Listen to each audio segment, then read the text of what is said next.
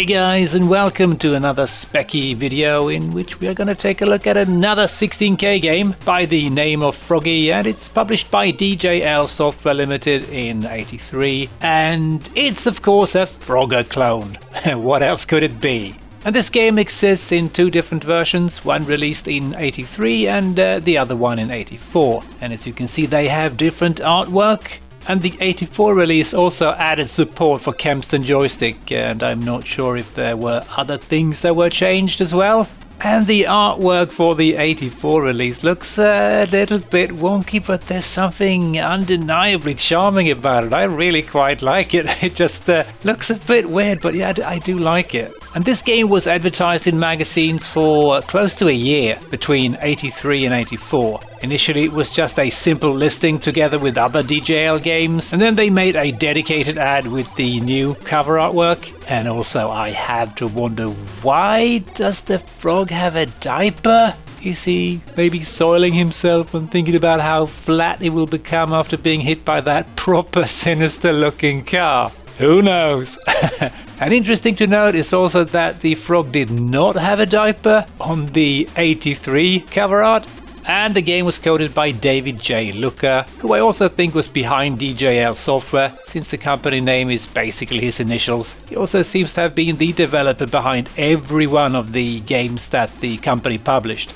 And of course this game is based on the classic arcade game Frogger, released in 1981. It was developed by Konami and, according to some internet sources, manufactured by Sega. Not sure if Sega just manufactured the hardware or if they also designed it, but I think the game runs on possibly modified Galaxian hardware. And that was of course a Namco game, so not entirely sure how everything connects together here. And I haven't been able to find out anything about the people who developed the game, which is a bit surprising, given how successful the game was. It became one of the top-grossing arcade games in North America during '81, and it was definitely a success in the rest of the world as well, which led to it being converted to every conceivable home system in the entire universe. And of course, tons upon tons of home system rip-offs were developed and sold throughout the early '80s. So if your answer to the question, does it run Frogger, was a no,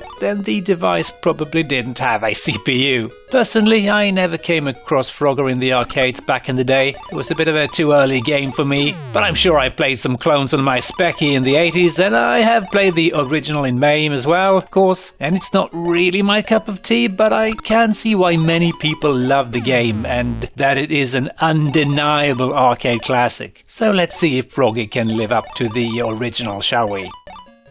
So not the most exciting of loading screens, but looks pretty decent I suppose for '83. And this is a 16K game, so it's actually loading in two parts. The instructions are separated from the actual game. And what is pretty nice is that they actually allow you to load the main game straight away. You don't have to read the instructions, so that's pretty cool. So let's just check the instructions real quick. It's Frogger, so nothing terribly new here I suppose. We do get some nice shape definitions. We can check out the enemies and such, and also the various cars. They've even got an explanation as to what is what, and that is kind of necessary. I would maybe not have guessed that those bulldozers were bulldozers, and indeed the hot rods. But once we've enjoyed these instructions enough, we're just going to end up on the scoring screen or the points table.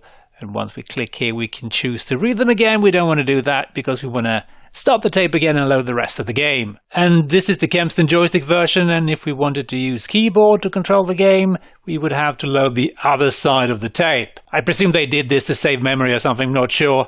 But let's just press the fire button because I have a joystick.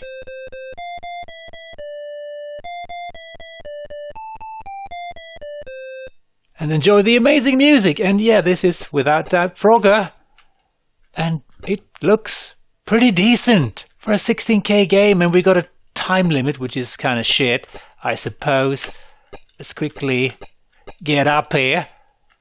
And everything moves in full character squares, or 8 by 8 pixels, which I'm not a huge fan of. But what you gonna do? Why did I die? Oh, maybe I was out of time, because I was going to save that frog there get some bonus points, and why am I not? Yeah. Yeah, my joystick is maybe not the most responsive. So we need to hurry up. Otherwise, we are going to get murdered here.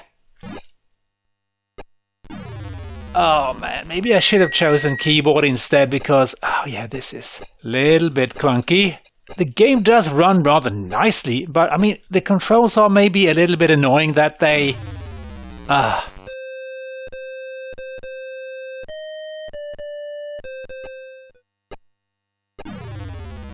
And again, there is no response from the joystick. I think you really need to time your input here. Otherwise, nothing's gonna happen. And what? How did I miss? Okay. Yeah, again, my main gripe with this is probably just the fact that everything moves in 8 pixels squares. And also the joystick response isn't great. But that's not the game's fault, I think. Well, partly maybe. But my joystick isn't the most amazing, and I pushed forward like 3 times there and nothing happened.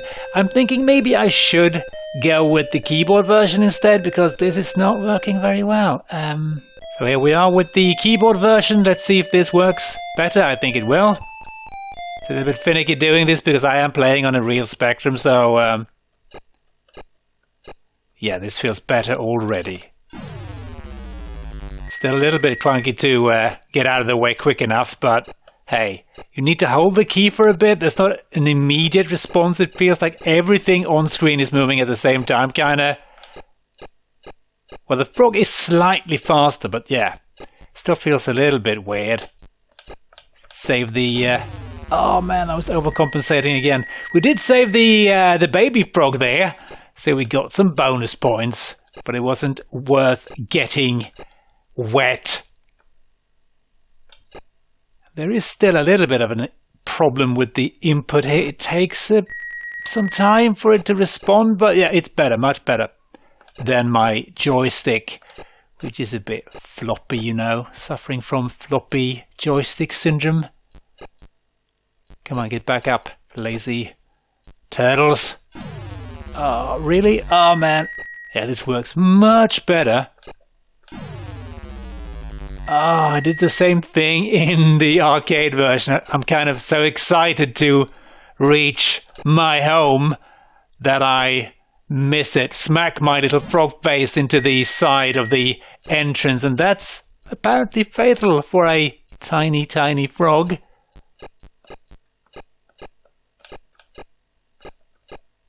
Okay, let's get in here instead. Yeah, this is going much better. This is not a bad version of Frogger, I have to say. I mean, sure, the graphics are maybe a little bit simple, but not bad at all. Oh, again, yeah, I just can't time that correctly for some reason. I don't know why. My brain's just like, oh, I've got plenty of time. But the turtles are, of course, not agreeing with me. So yeah, the only thing really to complain about, I think, is the controls, which are still a little bit unresponsive at times. But it's simply the fact you need to hold the button down for a bit, and yeah. And also another problem again with the movement. It's a little bit annoying that you move in such large steps, but maybe that's for the better. I don't know. Here we go.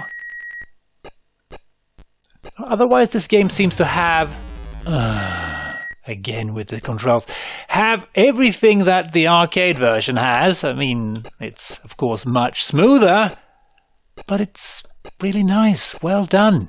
Even the little frog that, the baby frog is in the game. I don't know if Mrs. Frogger is in here. The arcade game, I think, had your wife that's waiting for you sometimes at home, so to speak, and that will grant you additional bonus points.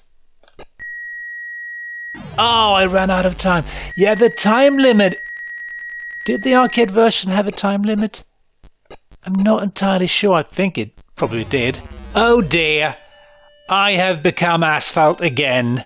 Would guess that this is probably one of the better versions of Pac-Man for the Spectrum. I'm just guessing, I really haven't played that many. Don't really know if I played any clones, Frogger clones on the Spectrum back in the day. I presume I did. Let's see if we can get into the... Yeah, gotcha! It's got plenty of lives. I think we only had like 4, or was it 3 frogs in the arcade version? Oh, and again I press, nothing happens, and then I press again because I'm an idiot, and then I end up in the drink. There we go. It's a little bit... it throws me off that the last set of logs travel a lot slower. I mean, I suppose it does make the game easier, but it's a little bit annoying because I don't expect them to every time I get there, and then I kind of mistime my entrance into my home. Really? What? Oh, balls! That was bad.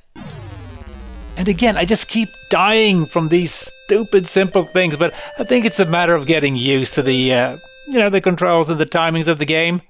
I think there were a total of 4 different levels, so they will introduce other things like snakes and crocodiles and such things, just as I believe in the arcade, I think. And I would like to get to level 2, because that would be nice. Oh, the time limit is so tight! I thought I was doing pretty good there, but no! Maybe if I had a decent joystick, this would have been a bit easier. I'm guessing it would have been. And you do get used to this, so... And I've never been particularly good at Frogger, to be honest. Never really liked the game much either. I mean, it's a great game. I understand, again, why people like it. Oh, come on!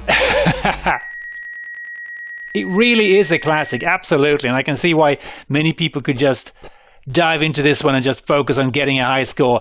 Fun times, absolutely. Let's see if we can get this done. I've got plenty of time, no need to rush. 1,000 points, thank you! And some more bonus points, that's great. Let's see what happens on the second stage. Probably something nasty, right? I think the cars speed up and there's going to be nasty, evil crocodiles and stuff. Oh, there's crocodiles inside of the frog homes. Not sure if the arcade version did that though, but hey. Yes, I am now exceptionally tired of the music here. No more, please.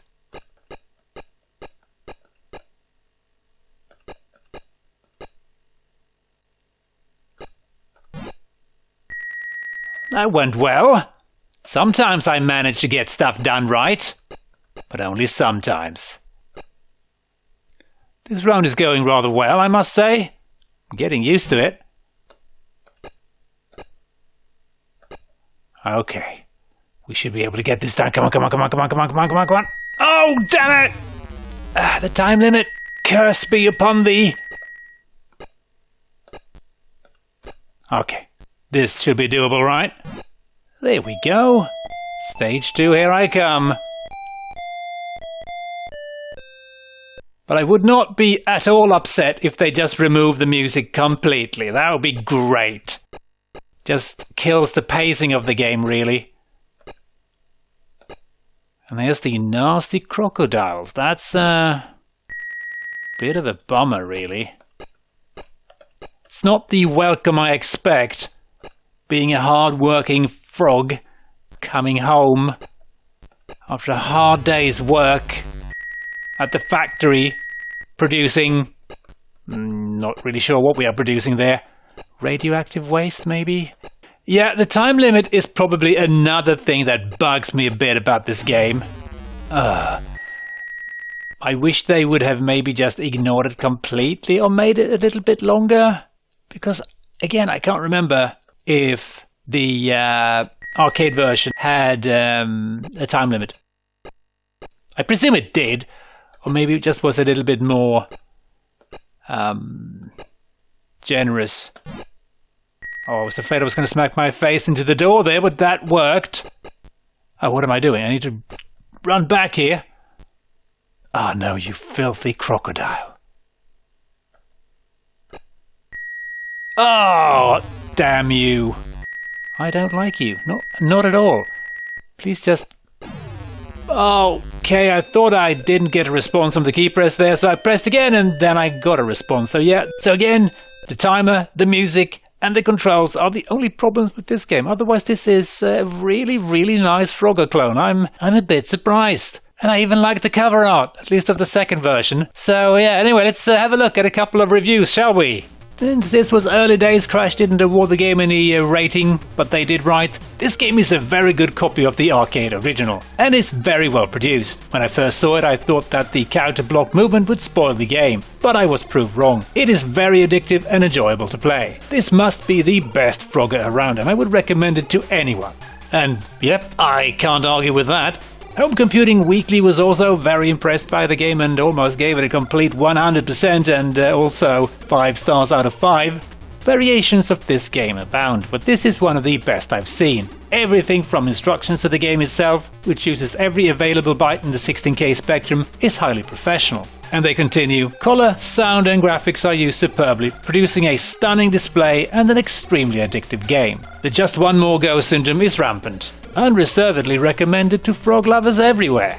And yep, can't argue with that one either. It is really a solid version of Frogger on the Specky, and I kinda suspect this might be the best one. Not that I've played that many, but hey, let me know in the comment section if you played any better or worse Frogger clones on the Specky. And with that, I'm going to say thanks for watching and hope you enjoyed. And as always, hope to see you next time. Cheers!